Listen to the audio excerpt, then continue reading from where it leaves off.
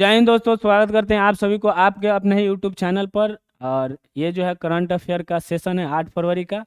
पीछे का कुछ दिनों का जो है करंट अफेयर का सेशन कुछ मेरा हम जो है उपस्थित नहीं थे, यहाँ पे कहीं और चले गए थे, तो इसके कारण जो था डिले हो गया है।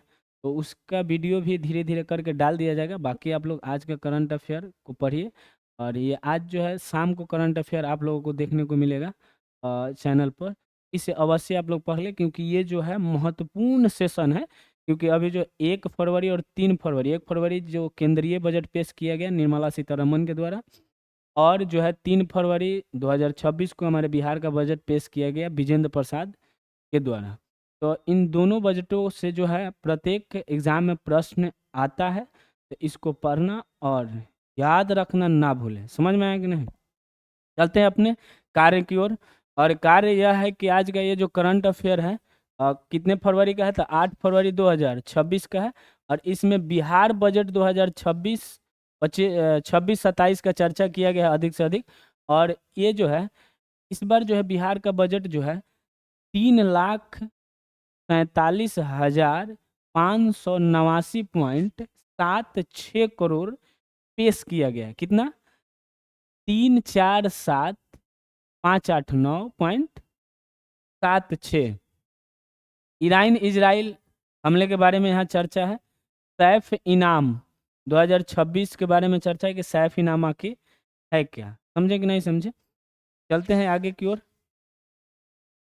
यहाँ पहला प्रश्न यहाँ पे दिया गया है आप लोगों के बीच कि बिहार के वित्त मंत्री कौन है जिन्होंने 2 फरवरी, यहाँ पे ध्यान से देख लीजिए, जिन्होंने 2 फरवरी 2026 को बिहार विधानमंडल में विधानसभा और विधान परिषद दोनों आता है, आर्थिक सर्वेक्षण 2025-26 का 20वां संस्करण प्रस्तुत किया।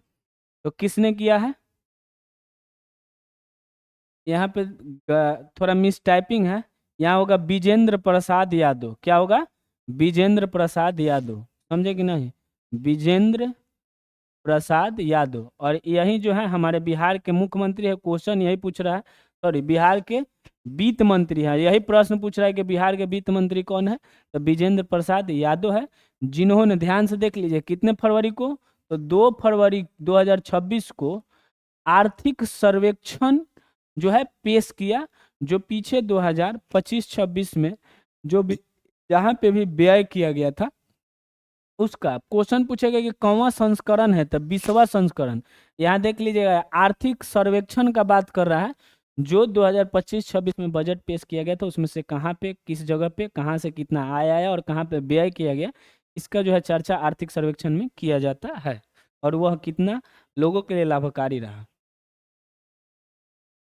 यहाँ पे देखिए क्वेश्चन, पहला प्रश्न यहाँ पे दिखाई देगा आप लोगों को कि बिहार सरकार द्वारा हाल ही में कितने फरवरी, 3 फरवरी 2026 को जारी बिहार बजट 2026-27 की मुख्य विषय या थीम क्या थी। ध्यान से एक बात याद रखिएगा कि बजट में कभी भी 2 वर्षों की चर्चा क्यों की जाती है, क्योंकि 2026-27 की चर्चा इसलिए की गई है कि हम लोग का जो है वित्तीय वर्ष, कौन सा वर्ष, तो वित्तीय वर्ष जो है यह प्रारंभ ही होता है कितने से, 1 अप्रैल से लेकर के और कितने तक होता है, 31 मार्च तक। समझे कि नहीं समझे? तो 2026 अप्रैल से लेकर के 31 मार्च 2027 तक यह बजट जो है प्रभावी रहेगा। इसलिए बजट में कभी भी 2026-27 लिखा जाता है। और ये पूछ रहा है यहाँ पे प्रश्न की मुख्य विषय या थीम क्या था, तो यह था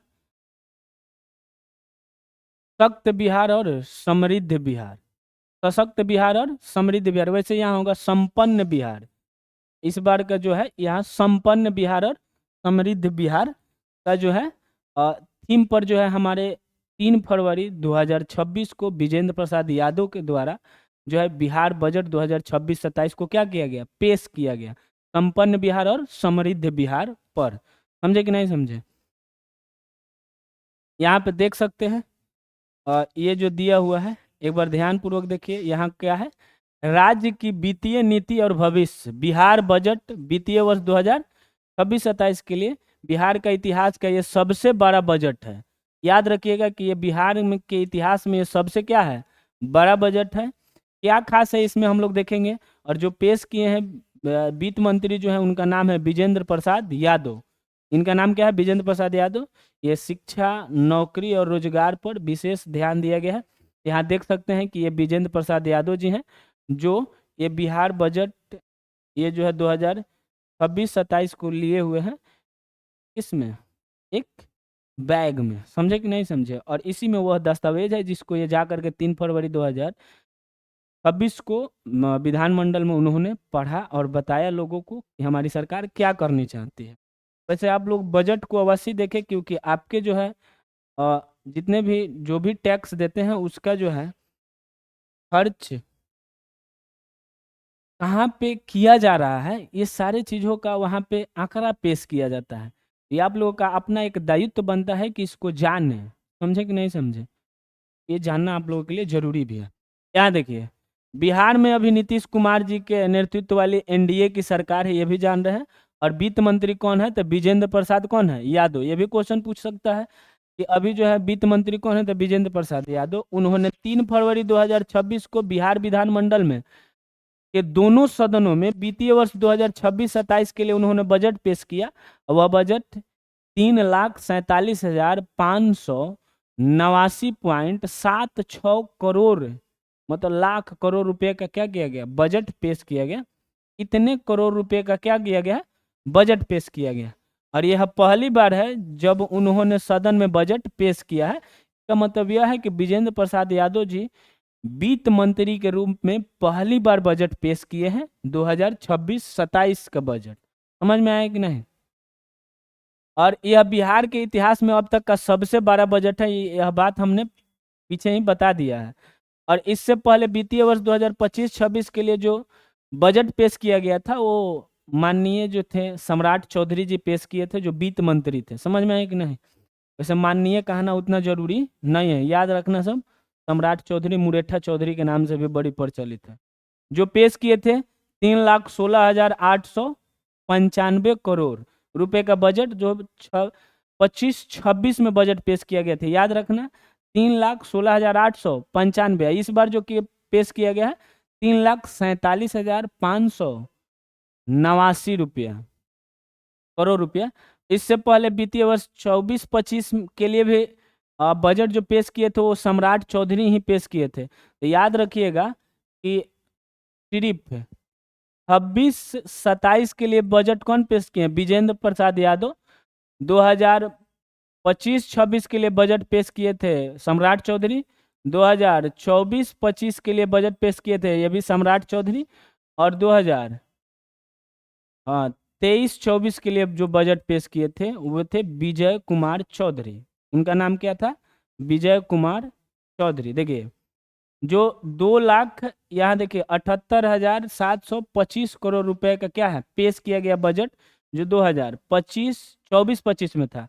2023-24 में किसने पेश किया, तो उस समय वित्त मंत्री कौन थे, विजय कुमार चौधरी। अब बजट कितना पेश किया था, 2,61,000। देखिए एकदम लगातार बढ़ते ही जा रहा है बजट का। देखिए बढ़ रहा है कि नहीं बढ़ रहा है, बजट जो है लगातार बढ़ते गया है। इतना बात याद रखिएगा। इस बार जो है बिहार के जो वित्त मंत्री हैं विजेंद्र प्रसाद यादव हैं, उन्होंने बजट पेश किया कितने तारीख को, तो 3 फरवरी 2026 को। इतना बात ध्यान में आप लोग रखेंगे। अब यहाँ देखिए कुछ उसी से मोटा मोटा मोटी मोटी बातों को दिया गया है कि बिहार बजट 2026-27 जो वित्तीय वर्ष 2026-27 के लिए पेश किया गया, वो उसका थीम क्या था, तो किस थीम पर आधारित था, तो हमने पहले ही ये बता दिया है। उसका थीम क्या था, तो संपन्न बिहार और समृद्ध बिहार। इसका थीम क्या था, संपन्न बिहार और समृद्ध बिहार। कोई दिक्कत नहीं ना। और बिहार सरकार में नीतीश सरकार के नेतृत्व वाली जो है ये बजट 3 फरवरी 2026 को पेश किया गया, जो बजट कितने करोड़ रुपए का था, 3,47,589.76 करोड़ रुपया। अब देखिए यहाँ से मुख्य बात जो है वीवीआई मतलब जो प्रश्न बनाता है उसके बारे में देखिए कि पिछले वर्ष जो बजट पेश किया गया था 2025-26 में, उससे इस बार जो है इतना करोड़ रुपए लगभग अधिक है। मतलब 3.16 लाख करोड़ से लगभग 10% क्या है, अधिक है। 3,01,6 करोड़ से 10% अधिक है। इसका मतलब आप लोग जाने, यहाँ था ना 3,16,895 पिछला बार का बजट 2025-26 का, और इससे जो है 10% की क्या हुई है, बढ़ोतरी हुई है। इससे 10% अधिक जो है इस बार बजट में क्या किया गया है, पेश किया गया है। अब याद रखिएगा 2004-5 की तुलना में ये जो बजट बढ़ करके कितनी गुनी हो गई है, तो 11 गुनी 2004-5 की तुलना में। लेकिन इस बार पिछले बार की तुलना में कितना प्रतिशत बढ़ा है, तो कितना प्रतिशत बढ़ा है, तो 10% की बढ़ोतरी हुई है। लेकिन गुना क्या, 2004-5 से गणना कर रहा है या तुलना करते हुए बता रहा है कि जो है इस बार 2025-26 में जो बजट पेश किया गया है वो 11 गुना है 2005-6 के बजट के। अब देखिए यहाँ बिहार बजट 2026-27 में शिक्षा क्षेत्र को सर्वाधिक बजट पेश किया गया है। याद रखिएगा कि बिहार में यदि बजट जो पेश किया जाता है वो शिक्षा क्षेत्र में सबसे अधिक किया गया है, जो लगभग 68,216 करोड़ रुपया पेश किया गया है। कितना, 68,216। तो क्वेश्चन पूछेगा कि बिहार बजट में सर्वाधिक जो है बजट किस क्षेत्र में पेश किया गया है, तो शिक्षा क्षेत्र में कितना है, तो 68,216 करोड़ रुपया। याद रखिएगा बिहार के फिर भी शिक्षा व्यवस्था सुधर नहीं रहा है। कई सालों से, कई वित्तीय वर्षों से शिक्षा पर सबसे अधिक बजट जो बिहार जो है पेश करते आ रहा है फिर भी।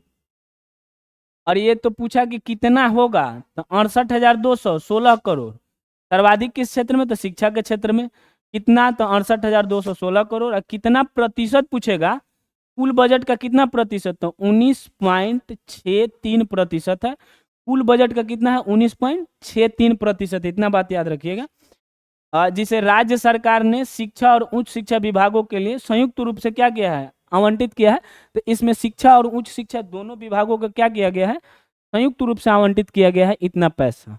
कोई दिक्कत, इस राशि का उपयोग जो है स्कूली शिक्षा के विस्तार के लिए किया जाएगा। कितना विस्तार हो रहा है आप लोग जान ही रहे हैं, शिक्षक सहयोग के लिए हो रहा है, शैक्षणिक और संरचना तथा सीखने की गुणवत्ता को बढ़ाने के लिए हो रहा है। और कितने सीखने की गुणवत्ता हमारे बिहार सरकार ने बिहार के बच्चों को शिक्षा में जो है सीखने की गुणवत्ता को कितने बढ़ाने के प्रयास की है, ये आप सभी लोगों को दिखाई दे ही रहा होगा। समझ में आया कि नहीं है।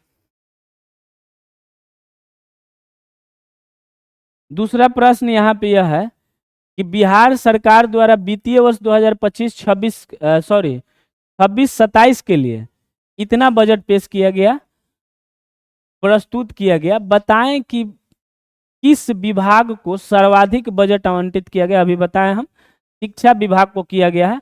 और कितना किया गया है, तो 68,216 करोड़ रुपया क्या किया गया है, पेश किया गया है। और यदि कुल बजट का प्रतिशत पूछेगा, कुल बजट का प्रतिशत, तो वह जो है कितना है, 19.63% है।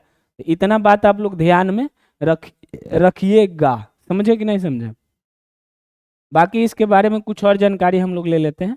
यहाँ पे ध्यान से देख लीजिए, प्रमुख अलग अलग विभागों में जो बिहार का बजट जो है आवंटित किया गया है, उसमें पहला नंबर पर शिक्षा और उच्च शिक्षा विभाग को दिया गया है, जो 68,216.95 करोड़ रुपया दिया गया, सबसे अधिक शिक्षा पर। दूसरा ग्रामीण विकास के लिए दिया गया है, ग्रामीण विकास विभाग जो 23,701। दूसरा कौन है, ग्रामीण विकास, जो 23,701.18 करोड़ रुपया है। कितना है, 23,701.18 करोड़ रुपया ग्रामीण विकास पर खर्च किया जाएगा। आपने गांव के दशा देखिए, समझ में आ ही रहा होगा। दूसरे नंबर पे है, पहला नंबर पर शिक्षा। तीसरे नंबर पे देखिए स्वास्थ्य विभाग है, जिस पे कितना बजट आवंटित किया गया है, तो 21,270.40 करोड़ रुपया पेश किया गया। कितना, 21,270, कितना है, 21,270.40 करोड़ रुपया क्या किया गया, पेश किया गया स्वास्थ्य पर। और ये बिहार का तीनों बिल्कुल क्या है, तीनों क्षेत्रों में जो है बिहार का स्थिति दयनीय है। समझ में आ रहा है कि नहीं आ रहा है? फिर भी बजट इस पे इतना पेश किया जाता है। तो आप लोग जनता हो भाई, जनता मालिक हो, तो सरकार से आप सवाल पूछ सकते हो। समझ में? इतना बजट पेश करने के बाद भी इतना पैसा, मतलब इस विभाग में आवंटित करने के बाद भी ये पैसा कहाँ जा रहा है, यदि विकास में नहीं जा रहा है तो? समझ में आया कि नहीं? उसके बाद चौथे नंबर पर गृह विभाग का जो है 20,132.87 करोड़, ऊर्जा विभाग का जो है 18,737.06 करोड़ रुपया। और फिर से देखिएगा, ऊर्जा और सड़क में तुलना पूछ सकता है, क्योंकि दोनों का 18 और 7 ही है। लेकिन याद रखिएगा, ऊर्जा और सड़क में सबसे अधिक बजट जो है दोनों में ज़्यादा किस पे किया गया है, तो ऊर्जा पर। समझ में आया कि नहीं? सड़क पर कम किया गया है। और ये कल्याणकारी विभाग पर 13,202.38 करोड़ रुपया बजट पेश किया गया। तो आप लोग के लिए 3 याद रखना बहुत जरूरी है। समझे कि नहीं समझे? और ये 2 तुलना करके पूछ सकता है प्रश्न, इसलिए याद रखिएगा। ऊर्जा पर अधिक और सड़क पर कम किया गया है, क्योंकि 18,737 है, एक में 18,716 है। समझ में आया कि नहीं? अब यहाँ पे एक बार देख लीजिए कि बजट कब कब किस किस वर्ष कितना कितना किया गया है। तो कम से कम 2-3 वर्षों का आप लोग बजट याद रखिएगा। एक तो ये कि 2026-27 में कितना आवंटित किया गया है, तो 3,47,589 करोड़। और ये भी है 3,16,895 करोड़। और ये 2000 जो 25-26 का बजट है। और यहाँ 24-25 का बजट याद रखिएगा, 2,78,725 करोड़ रुपया पेश किया गया था। समझ में आया कि नहीं? और दोनों बार सबसे अधिक यहाँ देख लीजिए, यदि सबों में देखिएगा तो सबसे अधिक बजट जो है इसी बार पेश किया गया है, जो 2026-27 का है। पिछले बार से कितना अधिक था ये भी हम बताए हैं कि लगभग लगभग 10% की बढ़ोतरी हुई है। समझ में आया कि नहीं है? कितने प्रतिशत की बढ़ोतरी हुई है? लगभग लगभग 10% की बढ़ोतरी हुई है। इतना बात आप लोग ध्यान में रखिएगा। अब यहाँ पे तीसरा प्रश्न है कि जो 2 फरवरी 2026 को रक्षा मंत्री राजनाथ सिंह द्वारा किस केंद्रीय सार्वजनिक क्षेत्र उपकरण, मतलब किस केंद्रीय सार्वजनिक क्षेत्र उपकरण को मिनी रत्न श्रेणी प्रथम का दर्जा प्रदान किया है? तो यह किया है यंत्र इंडिया लिमिटेड को। राजनाथ सिंह जो है रक्षा मंत्री हैं, उन्होंने एक सार्वजनिक क्षेत्र का जो उपकरण बनाने वाली कंपनी, जिसका नाम है यंत्र इंडिया लिमिटेड, जिससे उन्होंने मिनी रत्न के श्रेणी 1 में क्या किया है, शामिल किया गया। आखिर ये मिनी रत्न क्या है, उसका क्षेत्र 1 क्या है और क्षेत्र 2 क्या है, इसके बारे में पहले जान लीजिए। लेकिन ये बात याद रखिएगा कि किस कंपनी को किया है, तो यंत्र इंडिया क्या है लिमिटेड। यंत्र इंडिया लिमिटेड को क्या किया है, इन्होंने शामिल किया है। अब यहाँ देखिए कितने तारीख को किया है, तो 2 तारीख को किया है। कितने तारीख को? 2 तारीख को। यहाँ पर देख सकते हैं मिनी जो रत्न कंपनी बनी है, जिसका नाम है यंत्र इंडिया लिमिटेड। यंत्र इंडिया लिमिटेड। यहाँ देखिए 2 फरवरी 2026 को रक्षा मंत्री अभी कौन है देश के, तो राजनाथ सिंह है। यंत्र इंडिया लिमिटेड को मिनी रत्न श्रेणी 1 की क्या की है, दर्जा प्रदान की है। इतना बात तो ध्यान में है। एक और प्रश्न यहाँ से पूछता है कि जनवरी 2026 की नवीनतम आंकड़ों के अनुसार भारत में कुल जो है 74 मिनी रत्न कंपनियां है। तो ये प्रश्न आपसे पूछ सकता है कि भारत में कुल कितनी मिनी रत्न कंपनियां हैं, तो 74 है। और अभी जो है 2 फरवरी को एक और जो है कंपनी को मान्यता प्रदान किया गया। तो अभी इस बार के कितना हो गया, 75 हो गया। एक बढ़ा था 75, क्योंकि ये जनवरी तक का ही आंकड़ा है 74, और एक और बढ़ा था कितना हो गया, 75। अब यहाँ देखिए ध्यान से, इन्हें वित्तीय प्रदर्शन के आधार पर 2 श्रेणियों में बताया, मतलब बांट दिया गया। वित्तीय प्रदर्शन के मतलब उनका आय और बचत के आधार पे जो है, या उनके निवेश के आधार पे क्या है, अलग अलग श्रेणियों में बांटा गया। जिनका उच्च निवेश है, उच्च आय है, उच्च बचत है, उसको श्रेणी 1 में रखा गया। जिसका उससे कम है उसको श्रेणी 2 में रखा गया है। समझ में आया कि नहीं आया?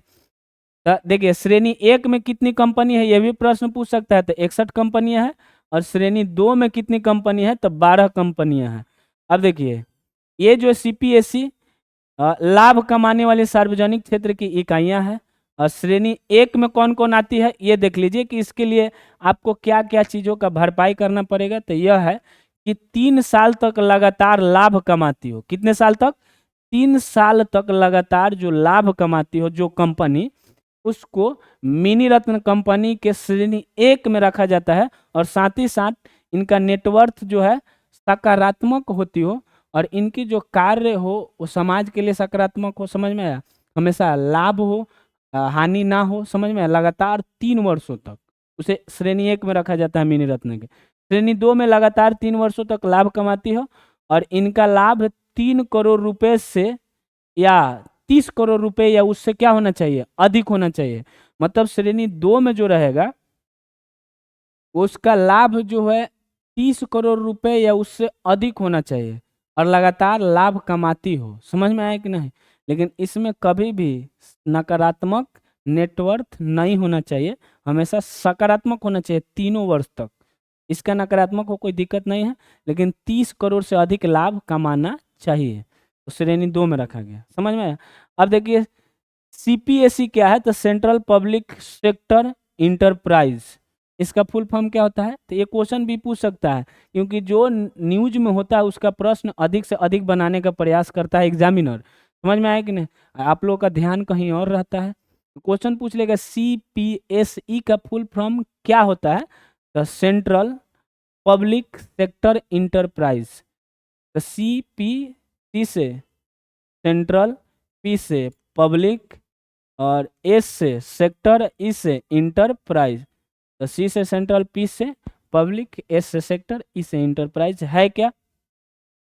तो वे सरकारी कंपनियां जिनमें भारत सरकार की कम से कम 51% की हिस्सेदारी होती है। तो सीपीएसई में उन्हीं कंपनियों को रखा गया है जिसमें भारत सरकार का जो निवेश होता है 51% होता है, मतलब 51%। कहने का मतलब यदि कंपनी में लागत जो है लगाया गया है 100 रुपया, तो उसमें 51 रुपया जो है सरकार खर्च करती हो, गवर्नमेंट क्या करती हो? खर्च करती हो। समझ में आया? और इसमें से जो 49 रुपया है कोई प्राइवेट सेक्टर का व्यक्ति खर्च करता हो। समझ में आया? प्राइवेट कोई व्यक्ति, निजी कोई अपना व्यय करता हो। समझ में आया? तो निर्णय का जो होगा अधिक से अधिक निर्णायक क्षमता सरकार के पास होगी। अधिक अधिक खर्च किया है तो मान लो कि 100 रुपया में से 51 रुपया हम लगाते, ज़्यादा हमारी बात सुनेगा कि जो 49 रुपया लगा है उसका? मेरा ही सुनेगा। समझ में आएगा ना? इसलिए सीपीएसई में उसी कंपनी, सरकारी कंपनियों को रखा जाता है जिसमें सरकार का अपना निवेश कितना हो? 51% से अधिक हो। ये केंद्र सरकार के अधीन कार्य करती है और केंद्र सरकार के अधीन कार्य करती है और देश के औद्योगिक, आर्थिक और रणनीतिक विकास में महत्वपूर्ण भूमिका निभाती है। बस इतना बात याद रखिएगा कि CPSE central public sector enterprise में कौन कौन सी कंपनी आती है, इसके लिए शर्त पेश किया जाएगा। तो याद रखिएगा कि जिसमें सरकार का निवेश 51% से अधिक हो उसी कंपनी को सीपीएसई के तहत रखा जाता है। समझ में आ गया? अब यहाँ पे आ जाइए। अब ये देखिए देश का महारत्न कंपनियां, जो मिनी रत्न है वो तो 74 + 1 75 हो गया है, लेकिन महारत्न कंपनियों का संख्या कितना है? तो 14 है। ये भी बात याद रखिएगा, नहीं तो क्वेश्चन पूछ देगा। तो याद रखिएगा कि मिनी रत्न की संख्या कितनी है? मिनी रत्न, तो मिनी रत्नों की संख्या 74 थी जनवरी तक, एक अभी बढ़ गया तो कितना हो गया? 75। लेकिन महारत्न का कितना है? 14। कौन कौन सा है? यहाँ 14 का नाम दिया हुआ है।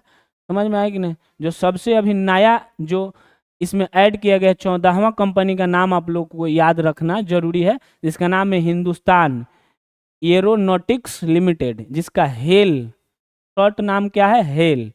तो हेल को जो है हिंदुस्तान एरोनॉटिक लिमिटेड को क्या किया गया है? 14वां कंपनी के रूप में, क्या 14वां महारत्न कंपनी के रूप में ऐड किया गया है। ये बात आप लोग ध्यान में रखिएगा। समझ में आया कि नहीं? 14वां, कम से कम 14वां, 14 है महारत्न कंपनियों की संख्या। इतना भी बात ध्यान में आप लोग को रखना है।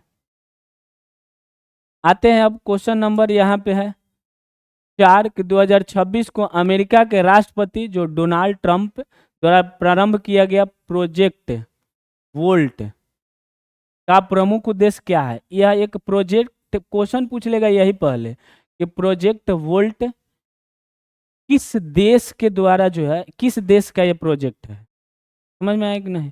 तो अमेरिका का है, समझ में आया? अमेरिकी राष्ट्रपति जो है डोनाल्ड ट्रम्प है अभी वर्तमान में। उन्होंने एक प्रोजेक्ट चालू किया जिसका नाम क्या है, प्रोजेक्ट वोल्ट। अच्छा, इसका मुख्य उद्देश्य पूछ रहा है कि आखिर इसका प्रमुख उद्देश्य है क्या? प्रमुख उद्देश्य यही है कि दुर्लभ खनिजों व धातुओं का रणनीतिक भंडारण क्या करना, सुनिश्चित करना कि जो दुर्लभ खनिज है जिसका उपयोग, अभी हम दुर्लभ खनिज के बारे में बताते हैं, पहले ये याद रखिएगा कि प्रोजेक्ट वोल्ट जो है दुर्लभ खनिज और धातुओं का रणनीतिक भंडारण सुनिश्चित करने के लिए जो है यह प्रोजेक्ट क्या किया गया है, चलाया गया है, वो भी अमेरिका के द्वारा। अब ये दुर्लभ खनिज एक 17 खनिजों का ग्रुप है या धातुओं का ग्रुप है जो पृथ्वी पे तो पाया जाता है, लेकिन उसके निष्कासन या शुद्धिकरण में वो जो होता है अच्छे अच्छे टेक्नोलॉजी का उपयोग नहीं किए जाने पर हमारे जीवन के लिए क्या हो सकता है, खतरा साबित हो सकता है या नुकसानदायक साबित हो सकता है। समझ में आया कि नहीं?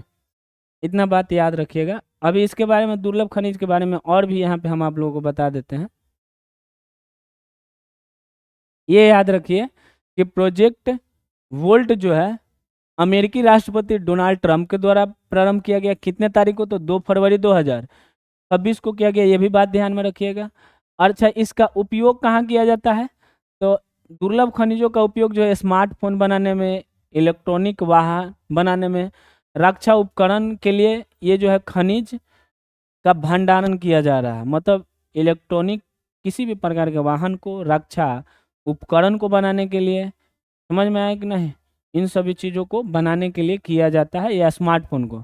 दरअसल प्रोजेक्ट वोल्ट यह सुनिश्चित करेगा कि देश में किसी भी महत्वपूर्ण खनिज की कमी ना हो। प्रोजेक्ट वोल्ट जो है यह तय करेगा कि जो भी दुर्लभ खनिज है जिसका उपयोगिता जो है स्मार्टफोन, इलेक्ट्रॉनिक वाहन या रक्षा उपकरण बनाने में, उसके तकनीक में उपयोग किया जाता है, उसको बनाने के लिए दरअसल उपयोग किया जाता है, तो इसका भंडारण किया जाए अमेरिका में, ताकि इस देश को इन सभी क्षेत्रों में किसी भी सामान को, वस्तु को बनाने में हमें कष्ट ना झेलना पड़े। समझ में आया कि नहीं आया? क्योंकि इसका मात्रा जो है लिमिटेड है।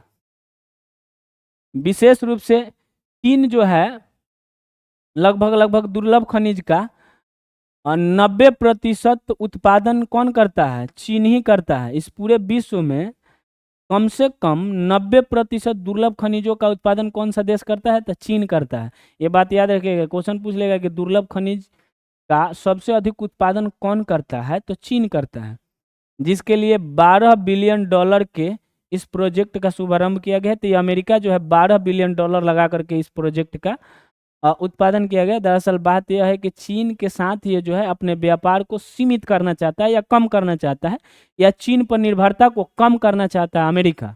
इसलिए अपने पास अपने देश से दुर्लभ खनिजों को उत्पादन करके उसको स्टोर कर रहा है, और उसी के लिए यह प्रोजेक्ट वोल्ट जो है चलाया है, जो डोनाल्ड ट्रंप के द्वारा 2 फरवरी 2026 को क्या किया गया, लॉन्च किया गया यह प्रोजेक्ट। समझ में आया कि नहीं? तो चीन से कम लेगा अब सामान। यहाँ देखिए, इससे स्ट्रेटेजिक पेट्रोलियम रिजर्व तेल भंडार की तर्ज पर बनाया गया है, जो आर्थिक और भू राजनीतिक सुरक्षा सुनिश्चित करेगा। इसे जो है स्ट्रेटेजिक पेट्रोलियम रिजर्व के रूप में इसे क्या गया, तेल भंडार के रूप में इसे जो है उसी के तर्ज पर बनाया गया। जैसे पेट्रोलियम का भंडारण किया जाता है, उसी प्रकार से दुर्लभ खनिजों का भंडारण करने के लिए क्या किया गया है, व्यवस्था किया गया है अमेरिकी सरकार के द्वारा। अब यहाँ पे आ जाइए, एक प्रश्न है 5 नंबर की, भारतीय विमानपत्तन प्राधिकरण मतलब airports authority of India, AAI, airports authority of India की पहली महिला मानव संसाधन निवेदक के रूप में हाल ही में किसने कार्यभार संभाला है? तो उनका नाम है निवेदिता दुबे, जो प्रयागराज यूपी से हैं। कौन है? निवेदिता दुबे। देखिए प्रश्न कैसे बनाएगा कि एयरपोर्ट्स अथॉरिटी ऑफ इंडिया या भारतीय विमानपत्तन प्राधिकरण के प्रथम महिला, जो पहली महिला है, क्या बनी है? इस पद का नाम याद रखिएगा, मानव संसाधन निवेदक। क्या बनी है? मानव संसाधन निवेदक। क्या? मानव संसाधन निवेदक। कौन बनी है? तो इनका नाम है निवेदिता। अभी निवेदक है ना, निवेदिता, देखिए निवेदक, मानव संसाधन निवेदक निवेदिता दुबे। समझ में आया? जो प्रयागराज यूपी के रहने वाली है। इतना बात आप लोग ध्यान में रखिएगा। यहाँ 6 नंबर प्रश्न कि हालिया जारी आंकड़ों के अनुसार भारत में नवीकरणीय ऊर्जा क्षमता के मामलों में सबसे बड़ा योगदान देने वाला राज्य का नाम क्या है?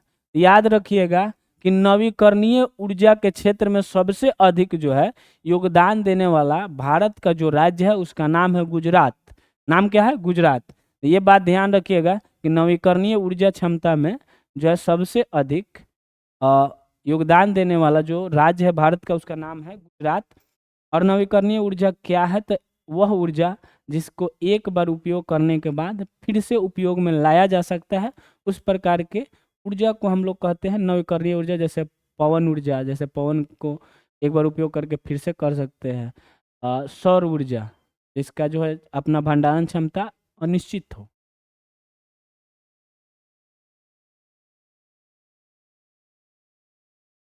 यहाँ पर दिया गया है कि नवीकरणीय ऊर्जा क्या है? ऊर्जा के वे स्रोत जो लगभग प्राकृतिक रूप से उपलब्ध रहते हैं और समाप्त नहीं होते हैं, जैसे सौर ऊर्जा, पवन ऊर्जा, जल विद्युत ऊर्जा, बायोमास, जियोथर्मल एवं समुद्री ऊर्जा। इन सभी बातों को ध्यान में रखिएगा, छोटा छोटा बात है।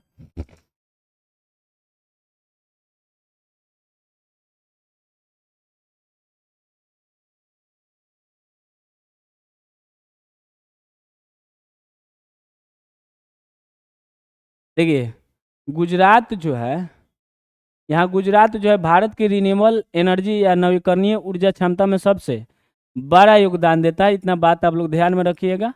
और यह जो है लगभग लगभग गुजरात स्थित नवीकरणीय ऊर्जा का क्षमता कितना है? तो 42.583 गीगावाट। इसका अपना योगदान कितना है? 42.583 गीगावाट। जो कुल भारत के कुल हरित ऊर्जा क्षमता का कितना प्रतिशत है? तो प्रतिशत पूछेगा तो 16.5, मतलब 16.5% योगदान देता है। गुजरात ने पवन, सौर और हाइब्रिड परियोजना के लिए एकीकृत दृष्टिकोण के दम पर यह उपलब्धि हासिल की है। और जो है यहाँ पे पवन ऊर्जा, सौर ऊर्जा का जो है बहुत मात्रा में उपलब्धियां है। साथ ही वर्तमान में गुजरात सोलर रूफटॉप के क्षेत्र में भी देश में सबसे आगे है। तो क्वेश्चन ये भी पूछेगा कि सोलर रूफटॉप में देश में सबसे आगे कौन सा राज्य है? यहाँ जो दिखाई दे रहा होगा सोलर रूफटॉप, जो सबसे आगे राज्य जो है कौन है? गुजरात है। इतना बात आप लोग ध्यान में रखिएगा।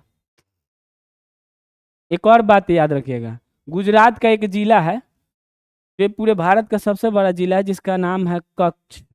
तो कच्छ जिला जो है ये जो है हाइब्रिड रिन्यूएबल एनर्जी पार्क यहाँ पे बनाया गया पिछले साल, जो दुनिया का सबसे बड़ा रिन्यूएबल पार्क है।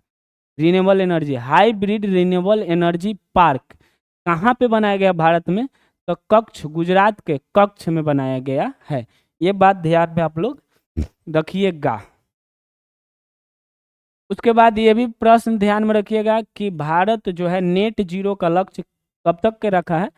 तो नेट जीरो का लक्ष्य जो है भारत जो है कब तक का रखा है? शुद्ध शून्य कार्बन का उत्सर्जन का लक्ष्य कब तक का रखा है? तो 2070 तक भारत में कार्बन उत्सर्जन को 2070 तक लगभग लगभग शून्य कर दिया जाएगा, मतलब समाप्त कर दिया जाएगा।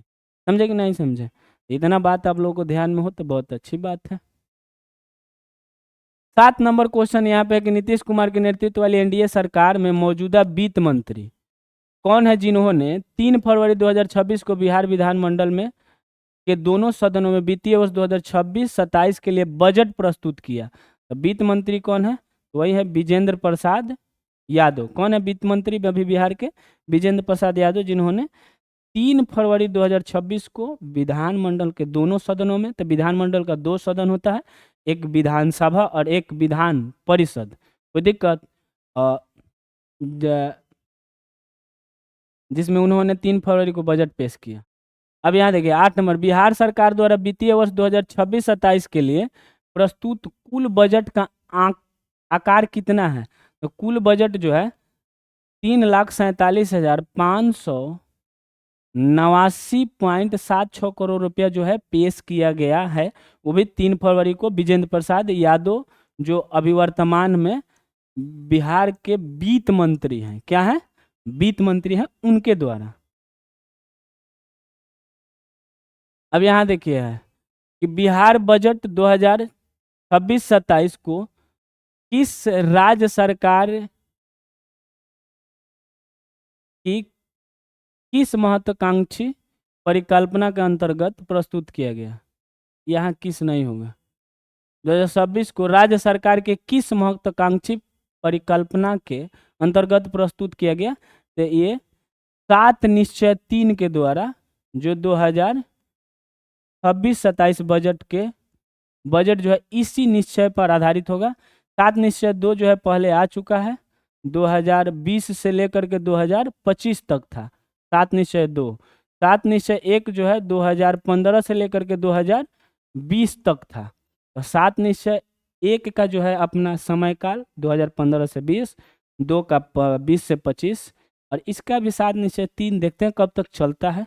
और इसमें 7 बातों को कहा गया है, समझ में नहीं, जैसे बिहार को संपन्न बिहार और समृद्ध बिहार बनाना है, ऐसा आय को दोगुना करना है, कृषि क्षेत्र में बढ़ोतरी करना है, इस प्रकार के बातों को इसमें कहा गया है, 7 बात को कहा गया है।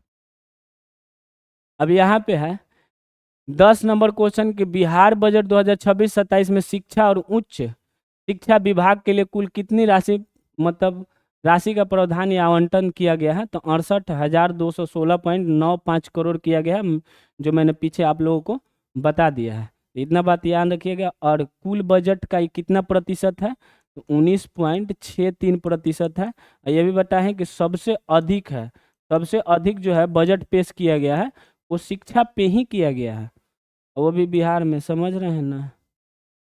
अब यहाँ देख लीजिए एक बार 11 नंबर क्वेश्चन है कि बिहार बजट 2026-27 में अनुमानित राजकोषीय घाटा, जिसको हम लोग बोलते हैं GSDP, मतलब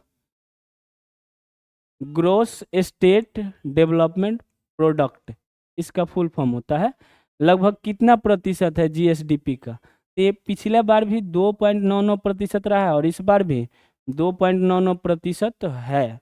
तो GSDP का राजकोषीय घाटा कितना प्रतिशत है, याद रखिएगा कि राजकोषीय घाटा जो है हमारे बिहार की स्टेट GDP के कितना प्रतिशत है, तो 2.99% है। अब यहाँ पे देखिए बिहार बजट 2026-27 को किन 5 मूल संकल्पों के आधार पर जो है तैयार किया गया है। यहाँ मूल संकल्प पूछ रहा है, समझ में आया।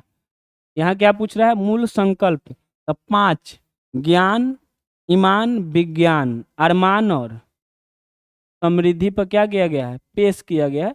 यही 5 जो है इसका मूल संकल्प है, ज्ञान, ईमान, विज्ञान, समान और समृद्धि। ज्ञान, ईमान, विज्ञान, अरमान और समृद्धि, इतना याद रखिएगा, समान और समृद्धि। ज्ञान, ईमान, विज्ञान, सम्मान और समृद्धि पर क्या किया गया है, पेश किया गया है। ये 5 इसका परिकल्पना है अपना, जो याद रखिएगा। और सम्मान या समृद्धि की जगह यहाँ अरमान भी कर सकते हैं। तो सबके देखिए लास्ट में इसका शब्द में आन लगा हुआ है, तो इतना बात आप लोग ध्यान में रखिएगा। 13 नंबर क्वेश्चन है कि बिहार बजट 2026-27 में पूंजीगत व्यय का प्रावधान कुल बजट का लगभग कितना प्रतिशत रखा गया है। तो इसका जो है पूंजीगत व्यय का जो है कुल लागत, यहाँ ध्यान से देखिए, पूंजीगत व्यय एक होता है पूंजीगत व्यय मतलब कैपिटल एक्सपेंडिचर, तो कुल बजट का लगभग कितना प्रतिशत रखा गया है, तो ये जो है 18.26% रखा गया है। इतना बात ध्यान में रखिएगा कि पूंजीगत व्यय कैपिटल एक्सपेंडिचर कुल बजट का कितना रखा गया है, जो किसी न किसी चीज़ को बनाने में, जैसे हॉस्पिटल बनाने में, स्कूल बनाने में क्या किया जाता हो, व्यय किया जाता हो, वहाँ उसके लिए 18.26% पेश किया गया है। और ये जो है यह है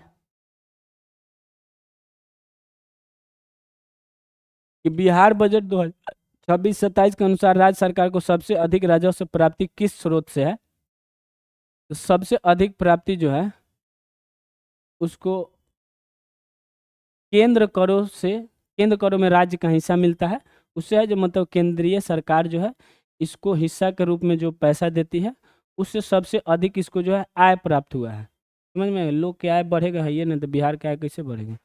इसमें है 15 नंबर क्वेश्चन कि बिहार आर्थिक सर्वेक्षण 2025-26 रिपोर्ट के अनुसार प्रति व्यक्ति आय मतलब एक व्यक्ति का जो आय है किस जिले का सबसे अधिक रहा है? यहाँ आप लोगों को ऑप्शन में दिया गया है मुंगेर, भागलपुर, गया या पटना। तो यहाँ पे डाटा भी लिखा हुआ है किसका अधिक है। आप लोग कमेंट बॉक्स में एक बार अवश्य कमेंट करके बताएं इस प्रश्न का उत्तर। और करंट अफेयर पढ़ना 7 से 8 बजे लाइव क्लास में सुबह ना भूलें। प्रतिदिन अब क्लास चलेगा। आज के लिए इतना ही। जय हिंद, जय भारत।